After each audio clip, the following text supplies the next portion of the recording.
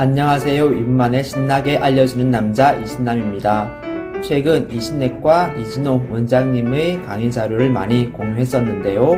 오늘 이 시간에는 이신내과 수석실 박미영 수선생님의 자료를 공유하고자 합니다. 2020년 11월 22일 대한중재신장의학회에서 강의했던 내용으로 강의 주제는 풍선 확장술 전후의 투석혈관 관리입니다. 투석실 멤버 중에서 풍선 확장술 전후의 투석혈관 관리가 어떻게 다른지 궁금해 하셨던 분들이 많으실 텐데요. 오늘 이 시간을 계기로 많은 궁금증 해소하시길 기대합니다. 감사합니다. 안녕하십니까. 저는 이신내과 투석실 박미영 간호사입니다. 제가 오늘 말씀드릴 주제는 풍선 확장술 전후의 투석혈관 관리입니다. 보통 투석실에서 근무하시는 선생님들은 잘 알고 계시는 주제이기 때문에 유효하다는 생각으로 편하게 들어주시면 됩니다. 또 간호사 입장에서 어떻게 혈관 관리를 하면 좋을지에 대한 고민을 같이 해주시면 좋겠습니다. 일반적인 혈관 관리는 앞에서 계속 다루어진 주제이기 때문에 간단하게 하고 넘어가도록 하겠습니다. 2019년 업데이트된 복귀 가이드라인에서는 매번 첨자 전에 혈관 종류의 신체 검사를 하는 것이 합리적이라 하였고, 혈관 개통성 향상을 위해선 신체 검사와 같은 모니터링이 가장 중요하고, 그 외 감시소견은 보조적이고 감시소견만이 어떠한 것을 해서도 안 된다고 했습니다. 보통 혈관 통로에 문제가 생긴 것은 보통 투석실 간호사가 태식과 이도됨을 수행하여서 발견되는 경우가 대부분인데요. 보통 혈관 통로의 기능 이상을 찾기 위해서는 먼저 눈으로 보고, 귀로 듣고, 손으로 느껴야 됩니다. 보통 바쁘다는 이유로 혈관 검사를 소홀히 하는 경우도 있는데, 투석혈관이 얼마나 중요한지 잘 안다면 익숙해지면 30분 정도 걸리는 이런 혈관 검사는 투석점마다 반드시 실시되어야 할 것입니다. 먼저 눈으로 피스툴라를 보게 되면 직경은 괜찮은지, 에누리즘은 없는지, 위의 바늘을 로프되는 방법으로 천사하기에 적당한 부위가 있는지, 베슬 콜랍스가 없는지를 볼 수가 있고, 그래프트에서는 직경 균일한지, 그리고 에누리즘과 시그마가 있는지, 에뮤레이션을 리테이션하면서 천사하기에 적당한 부위가 있는지를 확인할 수가 있고, 시진으로는 이런 혈관이 좁아진 것뿐만 아니라 인펙션, 세티 신드롬, 에누리즘도 확인할 수가 있습니다. 다음으로 청진기를 이용해서 피로 두루를 확인합니다. 낮은 저음으로 혈류가 흐르는 소리는 정상이지만 갑자기 있게 되면 수축기에만 들리는 휘파람 소리와 같은 하이피치의 음을 확인할 수가 있습니다. 간호사들이 투석실에서 청진기를 메고 다니면서 매번 투석실마다 확인하는 것을 권유합니다. 촉진을 하게 되면 부드러운 맥박과 스릴이 느껴진 정상이지만 갑자기 있게 되면은 스릴이 거의 느껴지지 않거나 만져지지 않고 시스톨릭하게 스트롱한 강압 펄세이션을 느낄 수가 있습니다. 또 증강 검사를 시행하게 되면 문학부의 협착을 알 수가 있는데요. 그림에서 보이는 것처럼 A 부위를 손가락으로 힘을 줘서 눌렀을 때 혈관이 팽창되면서 이 부위의 맥박이 강해지는 것이 정상이지만 이때 프레셔 변화가 없거나 맥박이 만져지지 않는다면 인플로스티노시스가 있는 것을 의미합니다. 또 팔베개 검사는 심하기가 쉬운데 환자 보고 만세를 해보라고 해서 팔을 들고 있게 한 뒤에 혈관의 콜랩스 여부를 보면 갑자기 없을 경우에는 동맥류도 이렇게 콜랩스 되는 것을 아까 사진에서도 많이 보셨지만 콜랩스가 있게 되면은 혈관이 그대로 팽창되어 있고 맥박이 강한 것을 알 수가 있습니다. 계속 언급하셨듯이 이런 임상적인 지표가 있을 때만 시술을 권고하고 있기 때문에 투석실 간호사는 이런 임상 지표를 잘 알고 시술 시점을 의료진과 의논하는 것이 필요합니다. 신체 검사에서 팔 부종이 있거나 약해진 펄스와 스릴, 하이피치의 부르가 들린다거나 팔베개 검사에서 혈관이 콜랩스되지 않거나 증강 검사에서 맥박이 만져지지 않는다면 이런 협착의 임상적인 지표이고 또 투석할 때 이런 문제가 있다. 평소에는 잘 줄어졌는데 갑자기 천자곤란이 있거나 반의 끝에 혈전이 방치되기도 합니다. 또 평소에 유지하던 이런 혈류량이 유지하지 못하고 기기에서 비흡발이 잘 나오지 못하면서 후각기기에서는 비정상적으로 음압이 걸리는 경우도 있고 상승된 VP가 관찰되기도 하고 기기가 알람이 자주 오는 현상이 생깁니다. 평소보다 지혈 시간이 연장되기도 하고 설명할 수 없는 페이스북 부위에 감소가 있을 수 있습니다. 다음으로 풍선 혈당술 전의 혈관 관리에 대해서 알아보겠습니다. 사진에서 보이는 것처럼 갑자기 만져지거나 보이는 곳은 천지하지 않도록 합니다.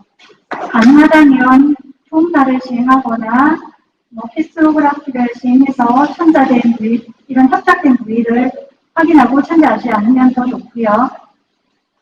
혈관 석회하고 딱딱해진 부위, 마스마가 있는 부위도 천자를 피해야 됩니다.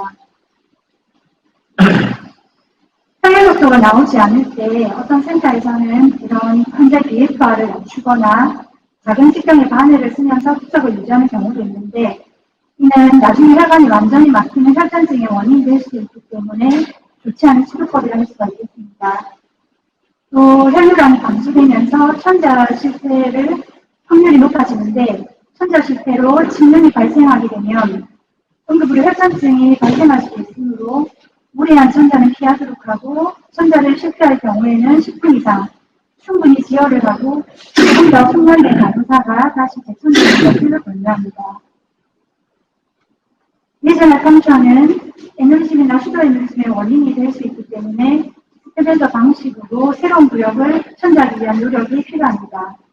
또 동맥류가 이미 발생했을 때는 혈관의 육면보다는 옆면을 찔러서 럽체의 위험성을 낮추어야 합니다. 저혈압이나 천자 실패 등으로 인해서 혈전증이 발생하지 않도록 하고 후석실 의료진은 혈관 관리가 제도적으로 이루어질 수 있도록 적절한 프로토콜을 만들고 적용하는 것이 좋습니다. 또 환자가 투석하지 않는 날에도 환자의 혈관의 조기 이상을 발견할 수 있도록 혈관 관리에 대한 교육을 시행하는 것도 중요합니다. 환자가 투석을 왔을 때 스릴이 느껴지지 않거나 도루가 들리지 않을 때는 천자를 시행하지 않아야 됩니다. 이런 혈전증이 생겼을 때 천자를 하게 되면 사진에서 보이는 것처럼 시술을 할 때 조영제나 식염수가 혈관 밖으로 빠져나가기도 하고 피하에 남아서 럽차의 간결이 어렵고 시술에 방해가 될 수 있습니다. 따라서 혈전증이 있을 때는 천자를 안 하고 혈관 시술을 오래 하는 것이 중요합니다. 혈전증이 2일 이상 지나게 되면 이런 사진에서 보이는 것처럼 피가 엉기고 피부린 변화를 일으켜서 제거하기가 어렵고 시술이 실패할 확률도 높아집니다. 따라서 토요일이나 공휴일에 혈전증이 발생했을 때는 최대한 빨리 해결해 줄 수 있는 중재센터와의 연계가 필요하겠습니다. 환자가 투석을 하러 왔는데 혈관이 막혀서 투석을 할 수 없습니다. 이런 얘기를 듣게 되면 불안하거나 화가 날 수도 있고 비용을 걱정할 수도 있습니다. 그래서 투석실 의료진은 이런 시술의 필요성, 비용이라든지 향후에 어떻게 관리하면 좋을지를 자세히 설명을 해주고 정서적으로 지지하는 것이 필요합니다. 풍선 혈당술 뒤에 혈관 관리에 대해서 알아보겠습니다. 대부분 시술을 하고 오면 혈액 투석을 시행해야 되는 경우가 많습니다. 보험급여체이기 때문에 산정피해 혜택을 받기 위해서는 건강보험 환자는 반드시 투석 당일날 투석을 해야만 됩니다. 또 시술 시에 사용된 조영제 제거, 시술 후에 혈관 통내 기능적인 평가를 위해서 하는 경우도 있고 환자의 보통 혈전증 같은 경우는 혈액투석 당일날 발견되는 경우가 많아서 혈액투석 스케줄에 따라서 투석을 해야 되는 경우가 대부분입니다. 시술을 하고 오면 간호사는 시술 기록지를 보고 시술 부위, 시술 종류, 합병증 등을 파악하고 이를 공유합니다. 사진이나 그림으로도 환자 혈관 상태를 공유할 수가 있습니다. 시술 전후에 피지컬 이그제임의 차이를 확인하고 문학부에서 가까운 부위를 천자할 때 실패하게 되면 혈전증이나 심각한 출혈이 발생할 수 있으므로 가능하면 5cm 이상 떨어진 곳을 천자하는 것을 권유합니다. 또 혈전증을 제거하고 왔을 때 잔여 혈전이 있게 되면 투석이 제대로 안 될 수도 있습니다. 첨자를 시행하기 전에 초음파 관찰을 시행하거나 만약 이런 초음파가 불가능한 경우에는 시술자와 잔여 혈전 부위를 공유해서 첨자를 피하도록 해야 합니다. 또 시술을 하고 오면 사진에서 보이는 것처럼 압박 붕대를 하고 오거나 이런 시술 삽입 부위에 수처를 하고 오기 때문에 보통 바늘을 찌르는 방향이나 위치를 결정하기 어려운 경우가 있습니다. 이런 경우에는 지혈이 다 되었다면 만약 간호사가 너무 찌를 곳이 없거나 너무 이런 천자를 결정하기 어려움이 있다면 이런 시기에 공합자를 풀고 천자를 하거나 가능하다면 시술자에게 천자 위치를 표시해달라고 하면 도움이 되기도 합니다. 시술 시에 발생한 합병증을 확인하고 이런 시술 삽입부의 봉합사 부위, 인티멀 히어링, 잔여 혈전 부위, 럽처, 스텐트 삽입 부위는 피해서 천자하도록 합니다. 시술 단일 투석을 시행할 때는 기계의 동맥압, 정맥압을 확인하면서 혈류 속도를 올리도록 하고요. 시술 평소에는 지혈제를 적용하는 환자라 하더라도 시술 당일의 투석 후에는 가급적 손으로 간호사가 지혈을 하고 지혈 시간을 확인하는 것도 필요합니다. 보통 이때 세파리마취나 중심 정맥 같은 경우는 시술을 하고 왔을 때 다시 막힌 우려도 있기 때문에 만약 팔 부종이 계속 있거나 지혈이 잘 되지 않고 VP가 상승되는 것이 지속된다면 시술센터와 의논이 필요한 경우도 있습니다. 시술 후에는 평상시 사용하는 직경의 바늘과 혈류 속도를 유지하도록 합니다. 혈관 개통률 개선을 위해서 천자 방향과 바늘 크기, 천자 위치 등에 대해서 지속적인 의견 교환이 필요합니다. 여러 연구에서 안테브레이드가 바늘의 직경이 클수록 좋다라고 하지만은 환자마다 개별적으로 혈관의 특성이 다양하므로 환자 개별적으로 천자에 대한 방법들을 의논하고 공유하는 것이 필요하다고 했습니다. 시술을 위한 수초 사이트는 감염의 원인이 되는 경우도 있기 때문에 늦어도 다음 투석 시에 제거하는 것을 제거해야 합니다. 가능하면 투석 병원에서 시행하도록 하고 이때 봉합사를 제거할 때는 실이 남아있지 않도록 정확한 제거가 필요합니다. 또 혈전증 발생의 큰 위험 분자인 투석증의 결합을 예방해야 합니다.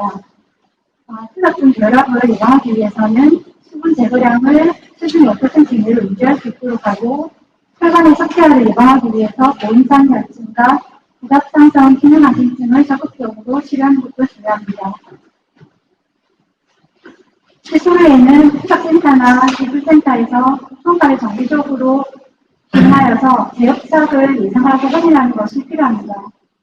또 다시 혈관의 신체사를 이상이 생겼고 투석 시에 문제가 발생을 했을 때 시술병원 의뢰 시점을 투석센터의 간호사와 의료진이 함께 의논하여서 결정하는 것이 필요합니다. 또 단기간에 혈전증이 수차례 반복되는 경우에는 혈관 통로를 다시 만드는 것에 대한 고려가 필요하고 다른 쪽의 혈관 통로 수술을 위해서 혈관을 보존하고 환자 및 보호자가 상의해서 수술병원을 연계하는 것을 고려해 볼 수 있습니다. 요약하겠습니다. 혈관 통로는 신체 작용과 모니터링이 가장 중요합니다. 투석실 의료진은 협착의 임상 지표를 잘 알고 혈관 촬영술을 의뢰하는 시기를 함께 의논해야 합니다. 또 시술을 하고 왔을 때 시술 관련 협병증을 파악하고 시술 병원과 환자 혈관 관리를 함께 의논해 나가도록 합니다. 혈관 통로 관리를 위해서는 투석실에 근무하시는 모든 선생님들의 지속적인 노력과 실천이 필요하다고